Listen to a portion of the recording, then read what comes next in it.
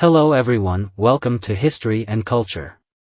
The Eastern Tombs of the Qing Dynasty, as the imperial burial site for Qing emperors, hold immense historical and cultural value. Not only is it vast and magnificent in scale, but it also boasts a complete overall structure, making it one of the prime examples of ancient Chinese tomb architecture. The tomb area stretches 125 kilometers from north to south and 20 kilometers from east to west. It contains 217 palace gates and archways, forming 15 tomb complexes of varying sizes, 5 imperial tombs, 4 empress tombs, 5 concubine tombs, and 1 princess tomb. The Qing Eastern Tombs are the final resting place of 5 emperors, 15 empresses, 136 concubines, 3 princes, and 2 princesses, totaling 161 individuals. After the fall of the Qing Dynasty and the abdication of the last emperor, the significance of the Eastern Tombs seemed to fade. After all, it had been built for the emperors of the Qing Dynasty. And with the change in dynasties, the place seemed to lose its practical significance. However, in reality, since its construction, the Eastern Tombs have never been abandoned. Even though the Qing Dynasty ended 114 years ago, the Eastern Tombs are still guarded by a group of special people, known as the Tomb Guardians. Some may wonder why, after more than a century since the fall of the Qing Dynasty, these Tomb Guardians continue to faithfully fulfill their duties. What is their livelihood, and how are they compensated? Let's explore this topic together. According to relevant historians, the Qing Dynasty was founded by the Manchu people. And as a regime ruled by a minority ethnic group, the Manchu people placed great emphasis on rituals and funerary practices. They paid particular attention to tomb construction and burial, believing that this not only showed respect for the deceased emperors but also had a direct impact on the future of the nation and the fortunes of their descendants. Therefore, the construction of the Eastern Tombs was a reflection of this mindset. To ensure that the emperors and royal family members could rest in peace, the site selection and construction of the Eastern Tombs began in the 18th year of Emperor Xuanzhi's reign and was completed in the 34th year of Emperor Guangxu's reign, taking a full 247 years. During this time, emperors such as Xuanzhi, Kangxi, Qianlong, Xianfeng, and Tongzhi, along with many empresses, concubines, and even Empress Dowager Cixi, were buried here, demonstrating the great importance they placed on the idea of resting in peace. Initially, there was no official position of tomb guardian.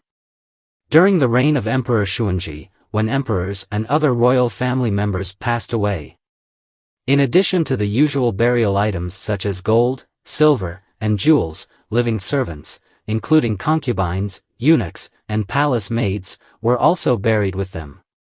This practice of sacrificial burial was quite common at the time. However, when Emperor Kangxi ascended the throne, this cruel tradition was abolished, and instead, concubines, palace maids, and eunuchs were tasked with guarding the tombs. Thus, the position of tomb guardian was created. The tomb guardians were responsible for protecting the tombs and ensuring that the valuable burial items were not looted by thieves.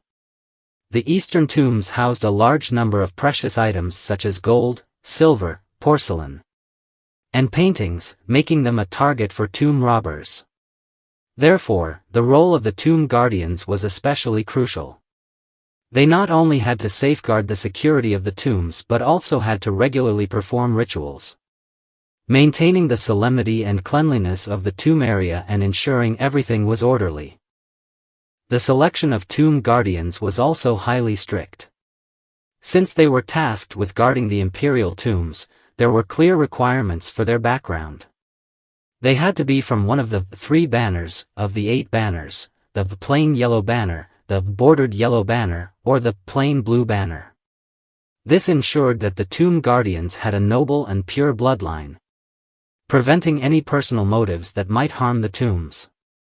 Furthermore, the tomb guardians not only had to possess strong faith but also needed to have a sturdy physique and certain martial skills. This allowed them to resist robbers, serving as a deterrent and ensuring the safety of the tombs. Those who met these strict criteria were usually royal relatives, high-ranking officials, or highly skilled guards. According to historical records, although Emperor Kangxi was busy with state affairs, he personally selected the tomb guardians, highlighting the importance that the Qing ruling class placed on this position. In addition, because the Qing dynasty placed great emphasis on ancestral worship and the tomb guardians came from the highest ranks of the 8 banners, their treatment was, at first, highly enviable. According to some historical records, the tomb guardians had a strict management system, with clear divisions of labor from the leader to the ordinary guards. The leader held a military rank of the 3rd grade, while ordinary guards could reach the 7th grade. To put this into perspective, in the Qing dynasty, the position of county magistrate in a county near the capital was also only at the 7th grade, indicating that the position of tomb guardian was not low in rank. Moreover, although guarding the imperial tombs might seem like a heavy responsibility, the job was not particularly strenuous. Thanks to the strong deterrence of the Qing imperial family and the formidable martial skills of the guardians, along with their large numbers, ordinary thieves dared not approach. Thus, the daily duties of the tomb guardians mainly consisted of basic patrols, cleaning the tomb grounds, and conducting rituals. Their salaries were managed by a special institution. Those from the Manchu 8 banners could receive an annual salary of 1,000 taels of silver, which is equivalent to a current salary of 1 million renminbi, about $137,000. This was just the base salary. And there were additional allowances, making the compensation extremely generous. More importantly, the position of tomb guardian was hereditary. Once someone was appointed, their descendants could inherit the position, ensuring they would never go hungry and providing them with a stable and honorable job. To ensure the safety of the imperial tombs, the Qing government also built a large number of barracks near the tombs and established specialized management institutions, making life more convenient for the tomb guardians.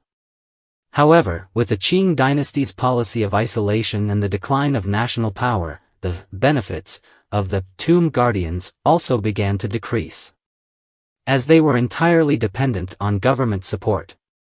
The decline of the Qing dynasty meant that their salaries were increasingly cut, and their living conditions worsened.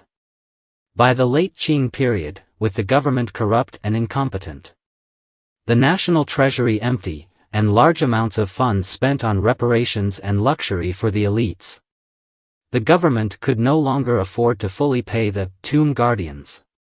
Salaries were slashed again and again, eventually reaching only half or less of their original amount. After the fall of the Qing dynasty and the establishment of the Republic of China, the last imperial family members continued to negotiate with the new government, seeking an annual payment of 4 million taels of silver for the Manchu nobility, which included the salaries of the tomb guardians. In other words, the Qing court had entrusted them to the Republic of China. As a result, the Republic of China government built schools near the tombs to improve their living conditions and allocated land outside the tomb area for farming, gradually allowing the tomb guardians to live like ordinary citizens. During this time, the identity of the tomb guardians also changed. They were no longer the exclusive guards of the royal family but began to integrate into society. However, this situation did not last long. With frequent wars, national instability, and the Republic of China government struggling to maintain control, the management of the tomb guardians gradually loosened, and they could no longer receive their wages on time, eventually leading to the cessation of payments altogether. Lacking financial support, most of the tomb guardians had to leave the Eastern Qing Tombs in search of a livelihood. However, some chose to stay, seeing the protection of their ancestors' tombs as their lifelong responsibility. For them, guarding the tombs was not just a job, but a belief. The camp was their home, and guarding the Eastern Qing Tombs was their life's mission. Some ministers loyal to the Qing court even fantasized about a potential restoration of the Qing dynasty and remained in the tomb area, waiting for the moment of revival. They served as a bridge between the Qing dynasty and the present world, carrying a distant and beautiful hope. It wasn't until 1952, when Chinese archaeological experts conducted an inspection of the Eastern Qing tombs and established a cultural relics protection agency, that the tomb guardians were formally taken over. They were once again provided with stable income, ending decades of hardship. According to relevant historians, it was the loyal guardianship of the tomb guardians that allowed the Eastern Qing tombs to remain relatively intact over the centuries. This is the History and Culture channel. Liking and subscribing are the greatest help and support to us. Thank you everyone and see you in the next time.